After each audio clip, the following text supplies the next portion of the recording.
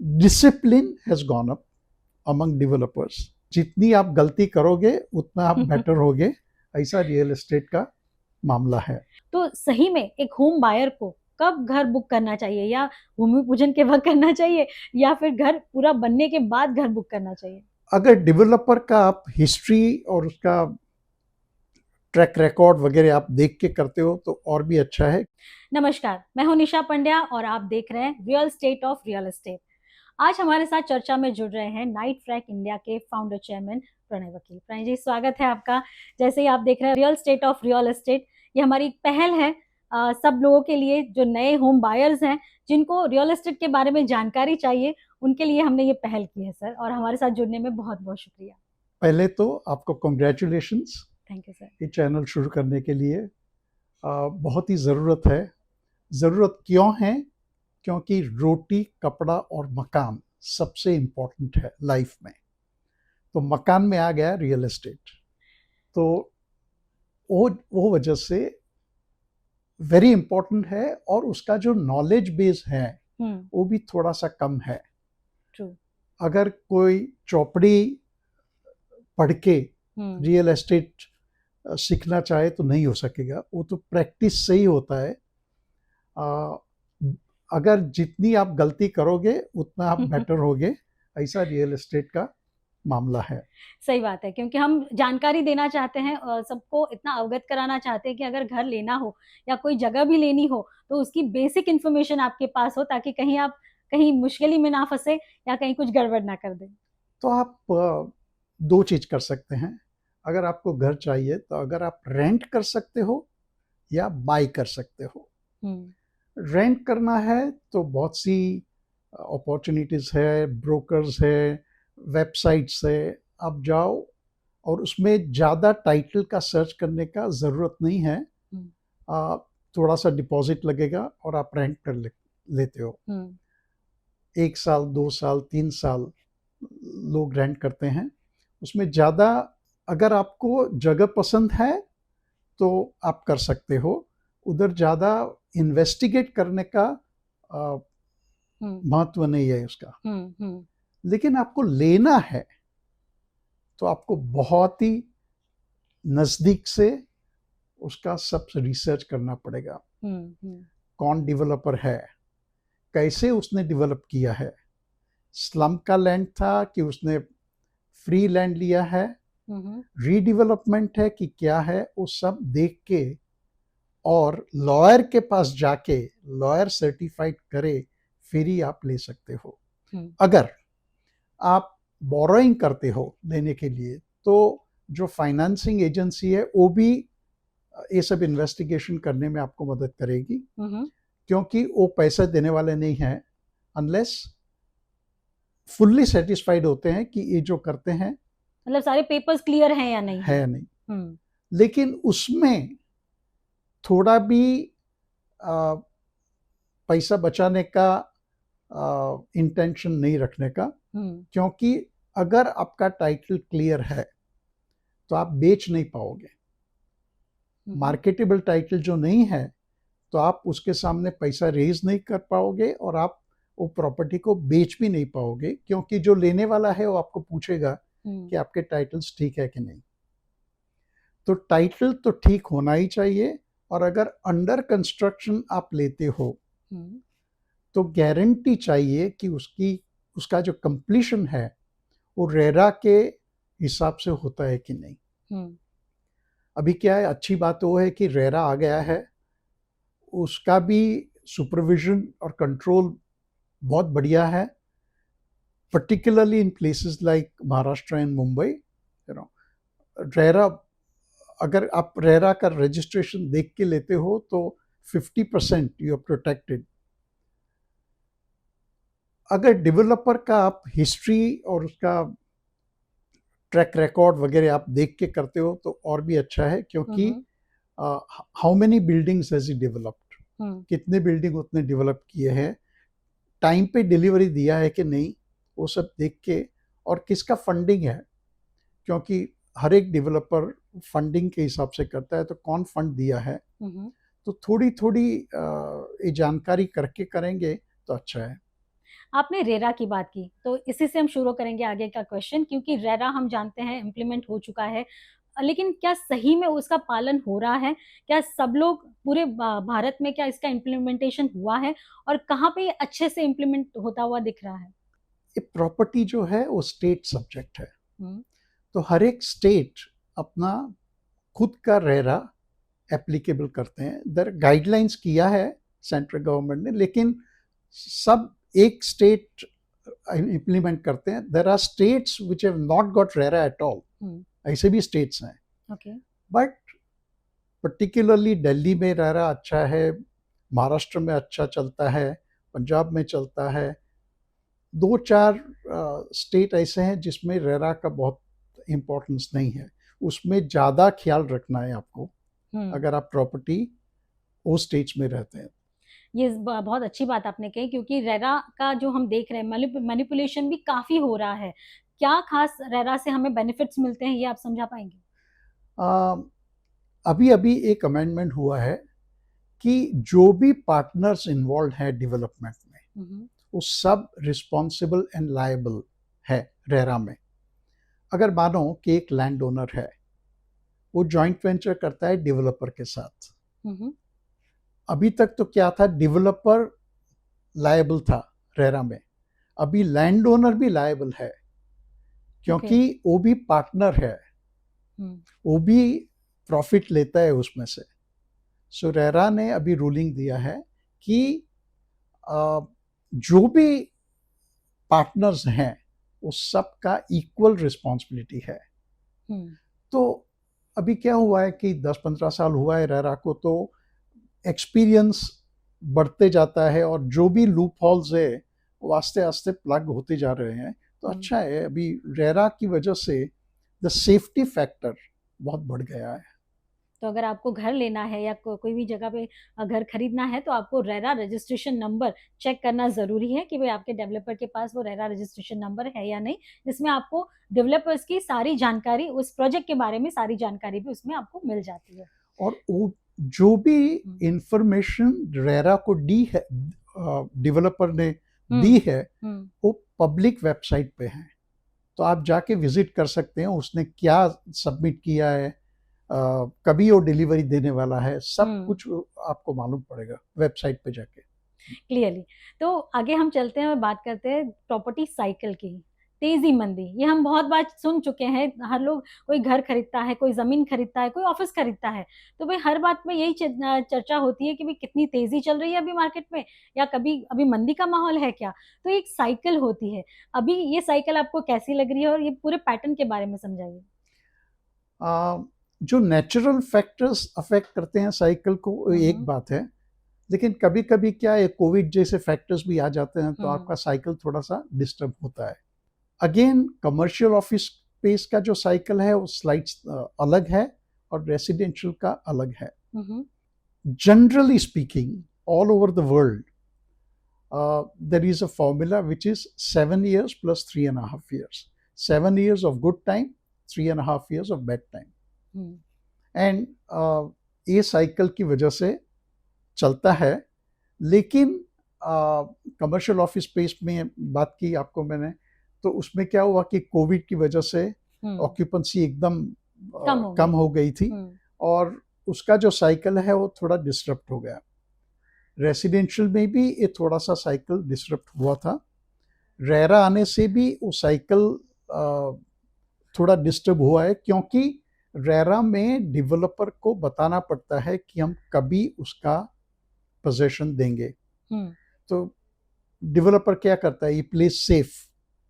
अगर वो दिसंबर 24 में कंप्लीट वाला करने वाला है, तो रेरा को बोलेगा दिसंबर 25। ओके। तो फिर क्या होता है कि ये साइकिल थोड़ा सा अफेक्ट हो जाता है। और रेसिडेंशियल में क्या माहौल है, क्योंकि अभी हम सुन रहे हैं बहुत तेजी है, खास करके लग्जरी, अल्ट्रा लग्जरी जो घर बिक रहे हैं, उसमें तो काफी तेजी दिख रही है। ये साइकिल कब तक है अभी? अभी क्या है कि इकोनॉमी अच्छा है, डिस्पोजेबल इनकम अच्छा है, लोग के पास पैसा ज़्यादा है खर्चा करने के लिए। आपने देखा होगा कि सब लग्जरी कार का भी डिमांड बहुत बढ़ा हुआ है। 5 स्टार होटल में भी लोग ज़्यादा जाते हैं अभी। अगर आप होटल की तारीफ सुनोगे तो पहले से 50% ज़्यादा है। तो क्या हुआ है कि डिस्पोजेबल इनकम ज़्यादा है, लोगों के हाथ में पैसा ज़्यादा है, और ट्रेडिशनली इंडिया में क्या है कि एक घर लेना बहुत इम्पोर्टेंट चीज़ है। तो वो demand for residential houses is also gone up because of the disposable income in the hands of people.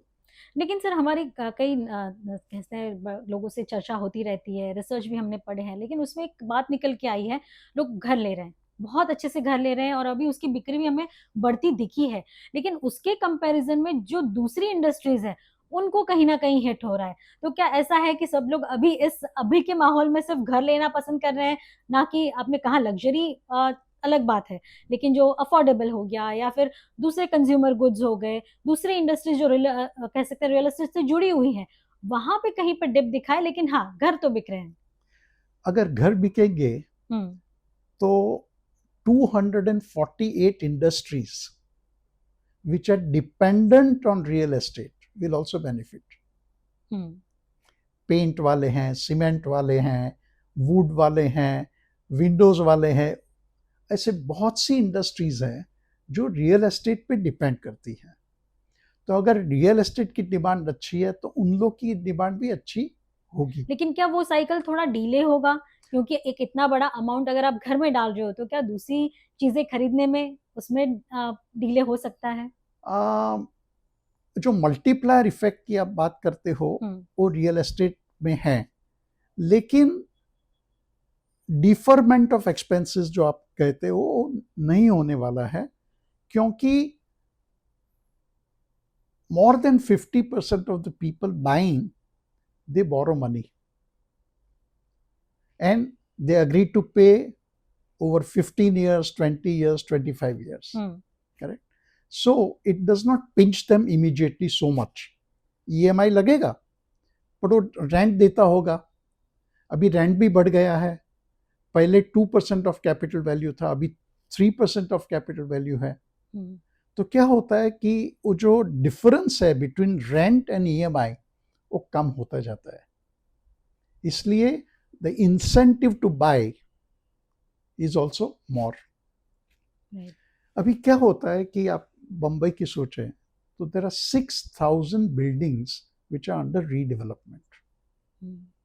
अगर मानो बिल्डिंग रीडेवलप होता है तो डेवलपर आपको ऑल्टरनेट अकोमोडेशन देगा, ऑल्टरनेट अकोमोडेशन के लिए, और आपको रेंटल देगा। तो there are so many people looking for rental accommodation today that the rents have increased from 2 to 3%. Right. Imagine 6,000 buildings under redevelopment. और आपको मालूम है क्यों रीडेवलपमेंट होता है? बताइए। क्योंकि जो आइलैंड सिटी था उसमें जो FSI था 1.33 था, करेक्ट, अभी वो बढ़ के 3.5 हो गया है। तो कोई भी बिल्डिंग आप बम्बई में देखो तो रीडेवलपमेंट में फायदा होने ही वाला है उसको। अगर पूरा बिल्डिंग 50,000 स्क्वायर फीट है तो नया बिल्डिंग बनेगा 1,50,000। तो डेवलपर क्या बोलता है कि हम सब खर्चा करेंगे, आपको रीहाउस करेंगे, आपको रेंटल देंगे, जो भी है आप हमारे साथ। और वो लोग क्या बोलते हैं कि अगर आपका फ्लैट मानो 1,000 फीट है, हम आपको 1,300 देंगे, 30% ज्यादा देंगे, लेकिन हमको रीडेवलपमेंट करने दो, क्योंकि उसको तो फायदा ही होने वाला है। ज्यादा स्पेस देके सब कंस्ट्रक्शन का खर्चा करके भी उसको बहुत ही फायदा होने वाला है, क्योंकि लैंड का कॉस्ट जीरो है ना रीडेवलपमेंट में। ट्रू। इसलिए लेकिन सर आपने सही बात कही कि रीडेवलपमेंट के लिए बहुत सारी बिल्डिंग्स आज मुंबई में खड़ी हैं, रेडी हैं, लेकिन फिर भी या तो कंस्ट्रक्शन में डिले हो रहा है या फिर वो एक्वायर करने में डिले हो रहा है, और इस डिले की वजह से ये जो हम कह रहे हैं ये ग्रोथ जो दिखना चाहिए आइलैंड सिटी में वो कहीं अटकता दिख रहा है। पहले जो रीडेवलपमेंट था उसमें जो बड़े बड़े प्लेयर्स जो हैं डेवलपर्स, वो रीडेवलपमेंट नहीं प्रिफर करते थे। बहुत साल तक गोदरेज ने रीडेवलपमेंट किया ही नहीं। अभी एक सेक्शन उसने सेटअप किया है जो रीडेवलपमेंट फोकस करता है। लेकिन अभी सब बड़े like लोडा is also thinking of redevelopment, they have taken places even in Valkeshwar and all that for redevelopment, you know. Mm-hmm. So redevelopment has now become a preferred option for all developers also, Mm-hmm. because you don't have to buy the land, no. True. And in South Bombay 70-75% of your sale price consists of land. So if you're not buying land, you can imagine आपको रीहाउस करके भी आपको margin छूटेगा because of this 3.5 FSI which is available. वो बहुत बड़ी बात है, and that is a major change which has taken place in the residential segment in the recent time. Suddenly हम देख रहे हैं 2 साल पहले आपने देखा होगा कि अफोर्डेबल हाउसिंग काफी पॉपुलर था। इवन 5 साल, पिछले 5 साल आप देखिए तो अफोर्डेबल की तरफ सबका झुकाव था, लेकिन सडनली 1 साल में हम देख रहे हैं ये चेंज, मिड साइज है या लग्जरी है, अल्ट्रा लग्जरी है, वहां पे शिफ्ट होता दिख रहा है। वजह क्या है? दो चीज है। पहले तो आप जो अफोर्डेबल हाउसिंग की बात करते हो और जो नॉर्मल बायर है वो अफोर्डेबल हाउसिंग की बात करते हो, वो दो अलग चीज है। पहले तो अफोर्डेबल हाउसिंग गवर्नमेंट ने डिटरमाइन किया है कि क्या अफोर्डेबल है, उसमें साइज तय किया है और प्राइस तय किया है। तो those are small and less expensive flats which are all like 15 and 20 lakhs rupees. That's the real affordable housing. पर आज क्या हुआ है कि anything under 50 lakhs rupees is considered affordable. But that doesn't qualify for the benefits of the affordable housing. अगर affordable housing की बात करो तो margins are so thin for the developer कि अगर उसने माल बेचा है और बाद में कंस्ट्रक्ट करता है और कंस्ट्रक्शन कॉस्ट जो बढ़ती है तो उसका जो मार्जिन है वो बहुत कम हो जाता है। तो फिर क्या होता है, वो बंद कर देता है काम।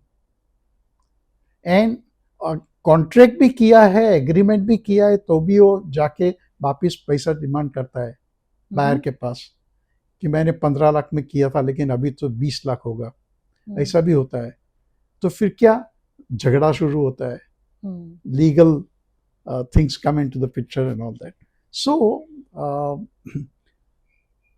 the best thing for a small developer to succeed is build and sell, not sell and build. True. अगर आप build करके sell करते हो तो आपको ये प्रॉब्लम नहीं होगा क्योंकि you will determine the price. The selling price is determined after you constructed. But अगर आपके पास पैसा नहीं है, आपको एडवांस में पैसा बुक करना है against bookings and all that, तो आपका क्या है कि टॉप लाइन गेट्स फिक्स्ड, आपका प्राइस है वो फिक्स्ड हो जाता है और कंस्ट्रक्शन कॉस्ट बढ़ती जाती है, तो फिर काम बंद हो जाता है।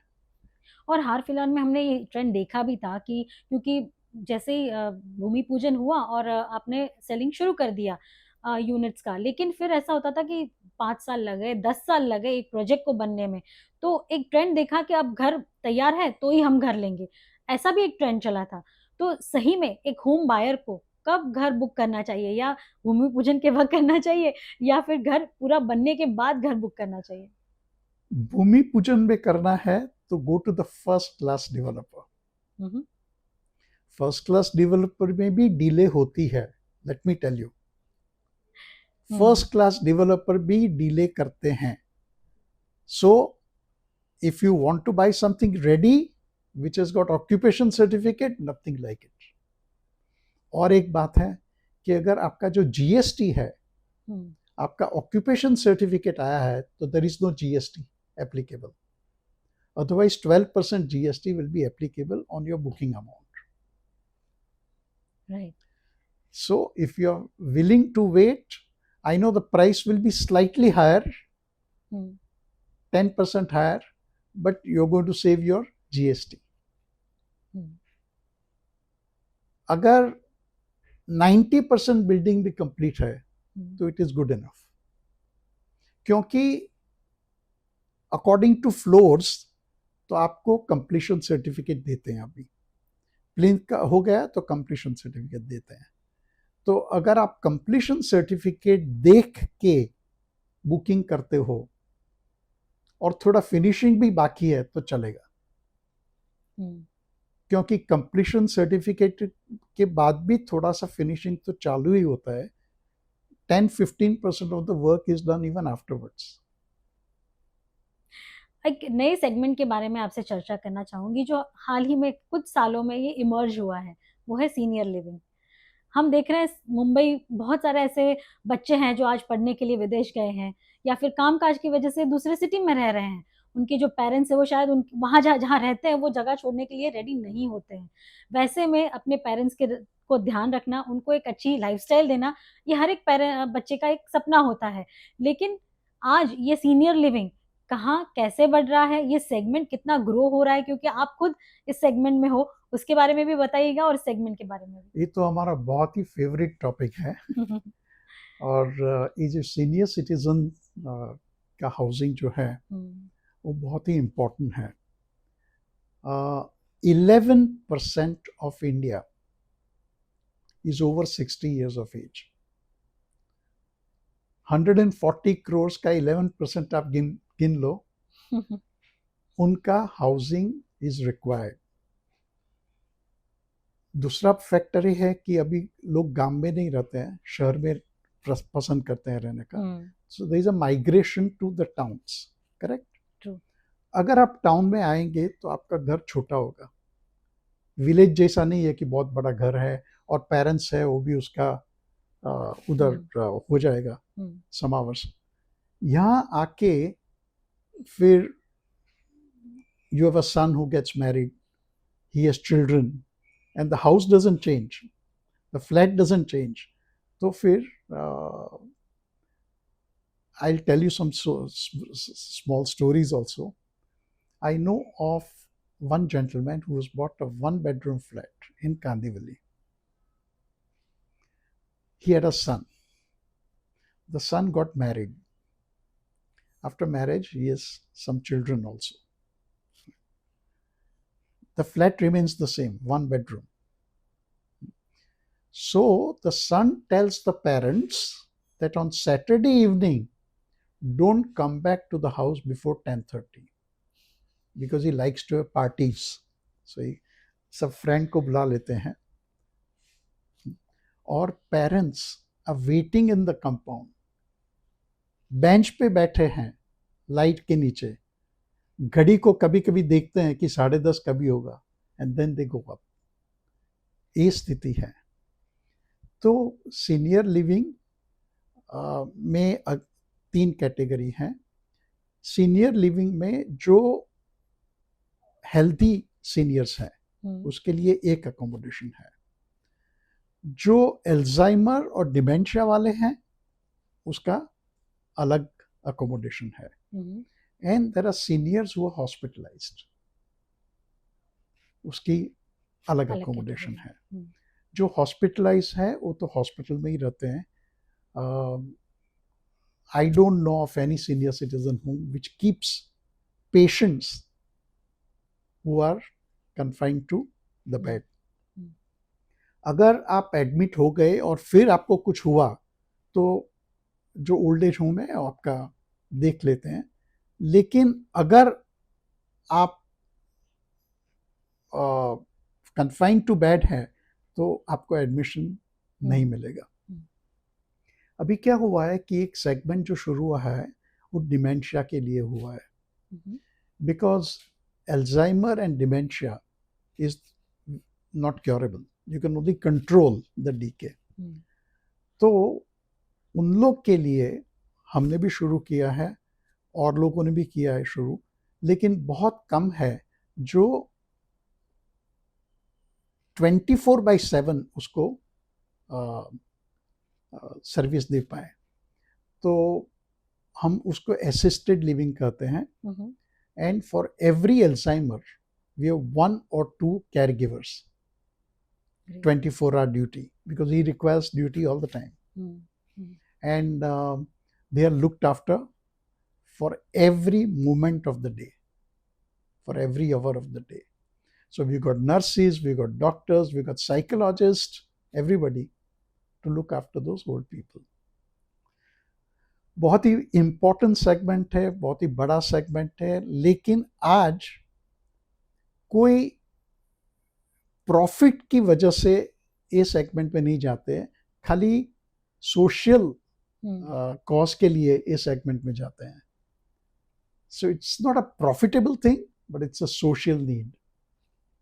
लेकिन ऐसे हम प्रोजेक्ट्स देख रहे हैं, आप देखिए वडोदरा में है, पूना में है, आप जैसे कह रहे हैं नवी मुंबई में आपका प्रोजेक्ट है, तो ये प्रोजेक्ट्स काफ़ी अब ग्रो कर रहे हैं. जैसे कहा कि 60 अब के जो लोग हैं जो ऐसे सिटीज़ में जाके रहना चाहते हैं जहाँ पे शांति हो, जहाँ उनको सारी चीज़ें एक कंपाउंड में मिल जाए, वैसा सेगमेंट भी अभी ग्रो कर रहा है. बहुत ही लेकिन अगर आप बोलते हैं कि इसको प्रॉफिटेबल बना सकते हैं कि नहीं, I don't know, because most people who are doing it are charitable trust, public Okay. charitable trust. तो कमर्शियली वायबल है कि नहीं वो टेस्ट करना चाहिए. शायद हो सकता है, because I know of one very expensive place in the northern India where the entry fee is 4 crores of rupees and then it goes up to 7 crores. Okay. There's a foreign insurance company which is running it, but that is for profit. वो trust नहीं है. तो अगर कोई developer करना चाहे तो you must do the research properly कि ये प्रॉफिटेबल है कि नहीं. मेरे ख्याल से प्रॉफिटेबल हो सकता है, but whether you create ownership और यू क्रिएट लाइफ इंटरेस्ट. हम लोग क्या करते हैं, हम ओनरशिप नहीं देते हैं, हम खाली लाइफ इंटरेस्ट क्रिएट करते हैं, डिपॉजिट लेते हैं. जो डिपॉजिट रिफंड हो जाता है उसके नॉमिनी को जब वो नहीं रहता है वो. तो वो सब उसका जो मॉडल है वो स्टडी करके प्रॉफिटेबल करना है तो वो हिसाब से कर सकते हैं. But yes, there is a need for that housing very much. एक इसी कह सकते हैं ना, इसी से जुड़ा एक और एक क्वेश्चन, इसी से नहीं थोड़ा सा हटके एक क्वेश्चन है.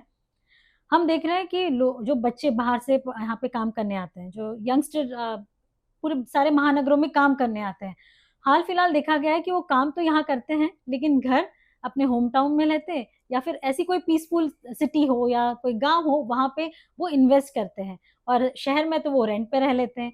ये ट्रेंड काफी बढ़ता दिख रहा है, इसके बारे में क्या कहेंगे? बहुत पहले मैकेंजीज ने एक स्टडी की थी. वो स्टडी का अर्बनाइजेशन पे इम्पैक्ट क्या होगा. तो this is about 10 year old.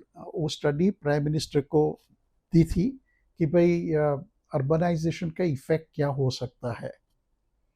पहले तो अर्बनाइजेशन जब बढ़ेगा तो the pressure on services in the cities will go up tremendously. The water, the road, the electricity and everything, क्योंकि माइग्रेशन है, लोग आते हैं तो उसको सब अकोमोडेट करने में इंफ्रास्ट्रक्चर क्रिएट करना पड़ता है.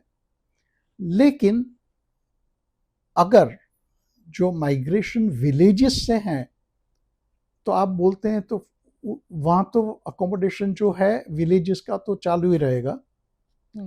villages are also getting modernized. अभी तो इलेक्ट्रिसिटी सब जगह मिलती है. But housing in those villages is unlikely to go up. But if you are talking of smaller town, कि चलो कोई कोल्हापुर में रहता है और कोल्हापुर से बम्बई आके काम करना है, तो Kolhapur the demand can go up because it's not a village. You're talking of smaller towns. True. So there are two kinds of migration. One is from village to the big towns, and secondly from smaller towns to the bigger towns.